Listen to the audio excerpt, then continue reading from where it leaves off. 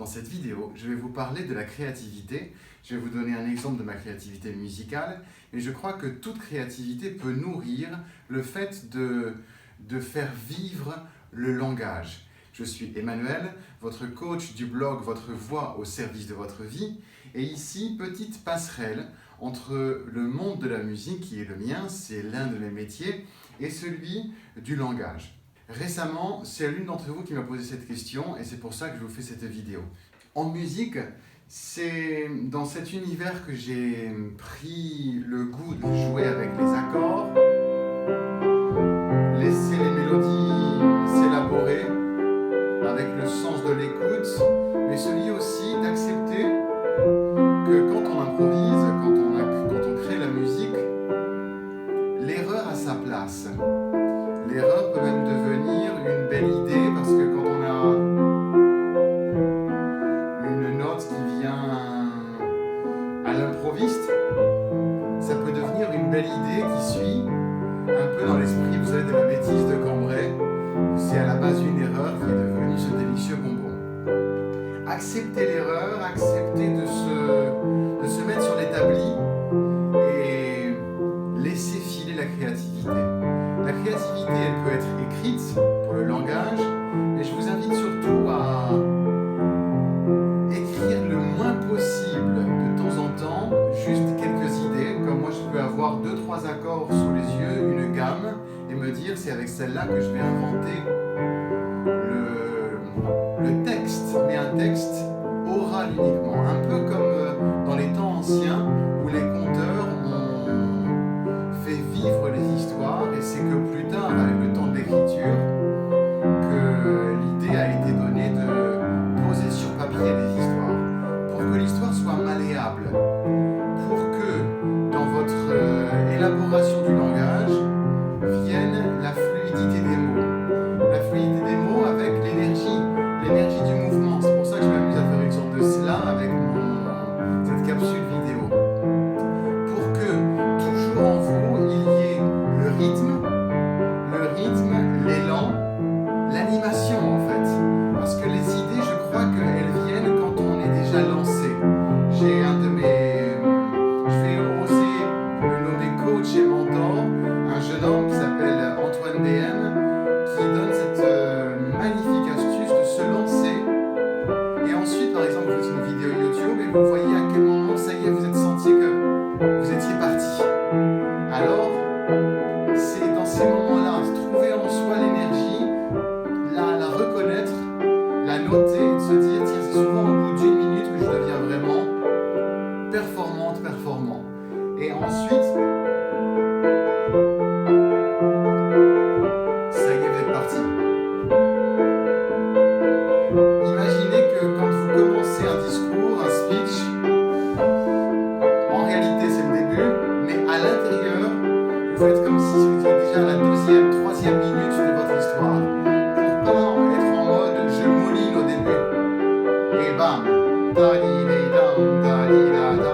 et aussi comme ça, bonjour, je suis Emmanuel, votre coach du blog Votre Voix au service de votre vie. Que vous soyez dans cette animation-là. La créativité langage, la créativité de faire de l'art déco, tout type de créativité va vous être tellement bénéfique pour que quand vous êtes dans les situations de vos métiers, vous soyez vivant quand vous parlez. Faites de chacune de vos prises de parole ce chef-d'œuvre de vous, ce chef-d'œuvre dans lequel vous osez vous démarquer. Le regard des autres est une préoccupation, mais elle devrait le devenir le moins possible pour que vous soyez animé de la passion en vous, animé du goût de partager avec les autres ce que vous contenez, pour que ça devienne ce goût de la mélodie, parce que le langage...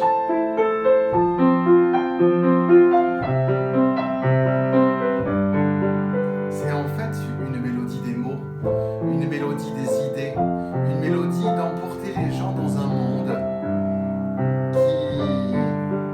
qui touche. Vous savez, si vous allez dans des restaurants qui sont semi-gastronomiques ou gastronomiques, on vous raconte l'histoire des produits que vous allez déguster. D'ailleurs, on vous dit bonne dégustation. repas et pas bon appétit, parce que l'appétit, on sait que vous l'avez. Et racontez l'histoire de ce que vous vivez. Racontez l'histoire de vos idées. Par exemple, vous avez une anecdote à raconter. Prenez le temps de la donner pour que ça donne un côté vivant à votre histoire. Pour que les gens soient touchés, pas uniquement au niveau du contenu intellectuel de ce que vous donnez, mais que vous osiez mettre cette touche émotionnelle quand vous parlez, même d'un sujet très technique.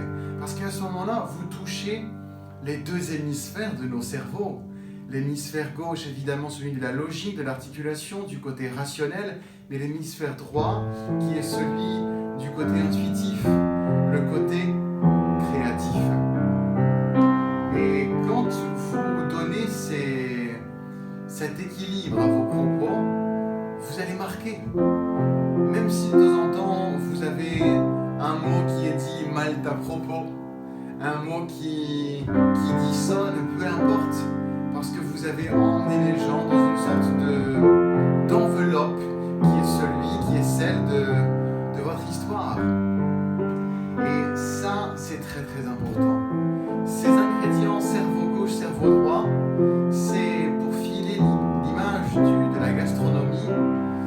Vous observez quand un plat est vraiment très fin, il a du croustillant, il a un côté positivement acide, l'acidulé, et il a aussi le côté moelleux. Quand on réunit ces trois ingrédients, on a un très bon plat, qu'il soit salé ou sucré. Mettez ces doses d'épices dans vos langages, dans vos prises de parole, en face à face, devant 10, 15, 200 personnes ou moins ou plus. Rappelez-vous que vous parlez à des personnes humaines qui sont émotionnelles et qui ont besoin dans notre société actuelle d'être nourries par quelque chose qui les surprend, par quelque chose qui les emporte. Comme un goût nous emporte et nous fait voyager. Vous voyez, les créativités sont la nourriture au 3e millénaire dont nous avons puissamment besoin. Osez ces créativités, osez vous démarquer, pas dans le mode égocentrique, moi je, c'est dans la nécessité d'offrir aux personnes des évasions et ce savant dosage d'émotionnel pour que le monde soit juste plus goûteux, que vos moments musicaux, excusez-moi ça lapsus, vos moments professionnels soient habités de vivant.